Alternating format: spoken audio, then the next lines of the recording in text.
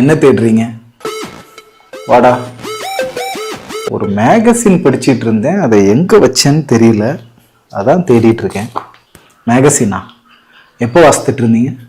நேற்று வாசித்துட்டு இருந்தேன், அப்புறம் ஏதோ வேலை வந்துடுச்சுன்னு போனேன், அப்புறமா வந்து வாசிக்கலான்னு இங்கே தான் எங்கேயோ வச்ச ஞாபகம். இவ்வளோ முக்கியமாக தேடுற அளவுக்கு அப்படி அதில் என்ன படிச்சீங்க? நிறைய முக்கியமான தகவல்கள் அதுல இருந்துச்சு. உதாரணத்துக்கு 50 வருஷத்துக்கு முன்னாடி ஃப்ரெண்ட்ஸ் பிரேயர் பேண்ட் ஆரம்பிக்கும் போது இந்தியால மொத்தமே 250 மாவட்டங்கள் தான் இருந்திருக்கு. ஆனா இப்ப இந்தியால 800 மாவட்டங்கள் இருக்கு. அதனால என்ன, ஜனத்தொகை அதிகமாகும் போது பெரிய மாவட்டங்களை 2ஆ பிரிக்கதான் செய்வாங்க, ஆட்சி செய்யறதுக்கு ஈஸியா இருக்கட்டுமேனு. அது கரெக்ட். இப்போ பாயிண்ட் இந்தியால ஏன் 800 மாவட்டங்கள் இருக்குன்றது இல்ல, அந்த 800 மாவட்டங்கள்ல இருக்கிற எல்லா கிராமங்கள்லயும் இன்னும் ஏன் சர்ச்சஸ் வரலன்றதுதான் பாயிண்ட். அதை பற்றி அந்த மேகசின்ல போட்டிருந்தாங்க, அதைத்தான் படிச்சுக்கிட்டு இருந்தேன். சர்ச்சு தானே, அதெல்லாம் கொஞ்சம் கொஞ்சமா மெதுவா வரும் சகோ. மெதுவா வருமா? இந்தியாவுக்கு சுவிசேஷம் வந்து 2000 வருஷம் ஆயிடுச்சு. ஆனா இன்னும் நம்ம நாட்டுல 4 லட்சம் கிராமங்கள்ல ஒரு திருச்சபை கூட இல்ல. 4 லட்சமா? 4 லட்சம் கிராமங்கள்ல ஒரு திருச்சபை கூட இல்லையா? ஏன்னா என்ன சொல்றது, இன்னைக்கு இருக்கிற நம்ம திருச்சபைகளுக்கு தொலைநோக்கு பார்வை இல்லைன்னு வேணா சொல்லலாம். இன்னைக்கு இந்தியால 4 லட்சம் திருச்சபைகள் குறைஞ்சபட்சம் இருக்குன்னு சொல்றாங்க. அப்போ நம்மகிட்ட 4 லட்சம் திருச்சபைகள் இருக்கு, இன்னும் 4 லட்சம் திருச்சபைகள் வர வேண்டிய இருக்கு. அப்படி பார்த்தா ஒரு பெரிய திருச்சபை சபையே இல்லாத ஒரு கிராமத்துல ஒரு சின்ன திருச்சபையை கட்டி கொடுப்பேன்னு முடிவெடுத்தாலே போதும், இன்னும் சில வருடங்கள்ல இந்தியால எல்லா கிராமங்கள்லயும் திருச்சபைகள் வந்துடும். ஆனா அதை செய்யறதுக்கு வேண்டிய மனசும் தரிசனமும் இன்றைய திருச்சபைகளுக்கு வேணும்ல, அது இல்ல. இதெல்லாம் மிகப்பெரிய நிர்விசாரம் சகோ.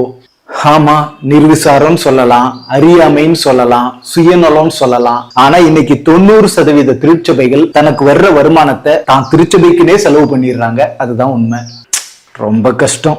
இஸ்ரவேலின் பரிசுத்தரை இஸ்ரவேல் ஜனங்களே மட்டுப்படுத்தின மாதிரி இயேசு கிறிஸ்து நீங்க உலகமெங்கும் போய் சகல சிருஷ்டிக்கும் சுவிசேஷத்தை அறிவிங்கன்ற கட்டளைய இன்றைய திருச்சபைகளே மட்டுப்படுத்தினா எப்படி தேசத்துல புதிய திருச்சபைகள் எழும்பும்? வாரத்துல ஒரு நாளாவது அக்கம் பக்கத்துல இருக்கிற புதிய ஆத்துமாக்களை தேடி போய் அவங்களுக்கு சுவிசேஷம் அறிவிக்கணும்ன்ற ஆசையோ பாரமோ இல்லாத மலட்டு திருச்சபைகள் தான் இன்னைக்கு பெருகிக்கிட்டே போகுது. சுவிசேஷ பாரத்தை அடியோட குழி தோண்டி புதைச்சிட்டாங்களே. ஆமா, 2019 கணக்கெடுப்பின்படி இன்னும் தமிழ்நாட்டிலேயே 10,000 கிராமங்கள்ல திருச்சபைகளே இல்ல. இன்னும் டீடைல்டா சொல்லணும்னா புதுக்கோட்டை மாவட்டத்துல 700 கிராமங்கள்ல இன்னும் ஒரு திருச்சபை கூட வரல. சிவகங்கையில இன்னும் 444 கிராமங்கள்ல திருச்சபைகள் இல்ல. விழுப்புரத்துல இன்னும் 608 கிராமங்கள்ல சபைகளே கிடையாது. தூத்துக்குடியில இன்னும் 220 கிராமங்கள்ல திருச்சபைகளே கிடையாது. இதுதான் நம்ம தமிழ்நாட்டினுடைய அவலம். சரி, இப்படி வெறும் தகவல்களை மட்டும் நம்ம திருச்சபைகளுக்கு தெரியப்படுத்துறதுனால ஏதாவது மாற்றங்கள் வந்துரும் நம்புறீங்களா? நிச்சயமா நம்புறேன். அன்னைக்கு நெகேமியாவுக்கு எருசலேம் அலங்கை இடிஞ்சு கிடக்குன்ற தகவல் கிடைச்ச உடனே அந்த தகவல் அவருடைய பாரமா மாறினுச்சு. அந்த பாரம் அவரை மன்றாட்டு ஜெபத்துக்கு நேர வழி நடத்துனுச்சு. அரண்மனை சொகுசு வாழ்க்கையை தூக்கி எறிய வச்சுச்சு. அலங்கத்தை கட்டுறதுக்கு தேவையான ஆட்களையும் தேவையான சத்துவத்தையும் அவர் மன்றாட தேவனே கூட நின்று ஏற்படுத்தி கொடுத்தாரு. அதோட விளைவு 150 வருஷமா இடிஞ்சு கிடந்த அலங்கத்தை வெறும் 52 நாள்ல கட்டி முடிச்சார் நெகேமியா. சோதம் குமரா அழிக்கப்பட போகுதுன்ற தகவலை கேட்ட உடனே ஆபிரகாம் தேவன்ட்ட மன்றாடலையா? என்னப்பா, மோசே தன் சொந்த ஜனங்கள் கஷ்டப்படுறத பார்த்து பாரப்பட்டார்ல, அதன் விளைவா தரிசனம் பிறந்துச்சுல்ல. இயேசு திரளான ஜனங்கள் மேய்ப்பில்லாத ஆடுகளை போல அலைந்து திரியிறத பார்த்து அவங்களுக்காக பாரப்பட்டார்ல, மனதுருகினார்ல. நமக்கு கிடைக்கிற ஒவ்வொரு தகவலும் நமக்கு பாரத்தை தரணும், அந்த பாரம் நமக்கு மன்றாட்டை தரணும், அந்த மன்றாட்டு தான் நமக்கு மாற்றத்தை தரும்.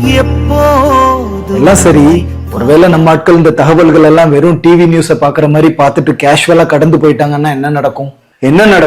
அன்னைக்கு எருசலேம் சபை தேவ திட்டத்தை இழந்துடுச்சு. அந்த திட்டம் அந்தியோக்கியா சபைக்கு போயிடுச்சு. அதே மாதிரி சவுல் தேவ திட்டத்தை அசட்ட பண்ணதுனால தேவன் தாவீதை தெரிந்து கொண்டார். செயல்பட வேண்டிய காலத்துல எஸ்தர் மௌனமா இருந்தா ரட்சிப்பு வேற வழிய வரும் சொல்லி எச்சரிப்பை பெற்றால். அதேதான் இன்னைக்கும். இந்த பாரு, தேவனுடைய பணியில அண்டர் பெர்ஃபார்ம் பண்றவங்க, சோம்பேறித்தனமா பண்றவங்க எல்லாம் அகற்றப்படக்கூடிய காலம் வந்துருச்சுப்பா. இன்னைக்கு தமிழ்நாட்டுல 32,000 திருச்சபைகள் இருக்கு. அந்த 32,000 திருச்சபைகளும் தேவனுடைய திட்டத்தை சரியா புரிஞ்சுக்கிட்டு ஆக்டிவா செயல்படுறாங்களான்னு கேட்டா நிச்சயமா இல்ல. இதே மாதிரி அன்னைக்கு கிதியோனுடைய சேனையிலேயும் 32,000 பேர்கள் இருந்தாங்க. அவங்கள ஆண்டவர் ஃபில்டர் பண்ண போது 10,000 பேர் மிஞ்சினாங்க. அந்த 10,000 பேர்லயும் தெளிவா இருந்த வெறும் 300 பேர் வச்சுதான் அன்னைக்கு தேவ திட்டத்தையே தேவன் நிறைவேற்றினார். அதே மாதிரி தமிழ்நாட்டில் இருக்கிற 32,000 திருச்சபைகள்ல வெறும் 300 திருச்சபைகள் தேவ திட்டம் நிறைவேற தன்னை ஒப்பு கொடுத்தாலே போதும், தேவன் இந்த தேசத்துல பெரிய காரியத்தை செஞ்சு முடிச்சிருவார்.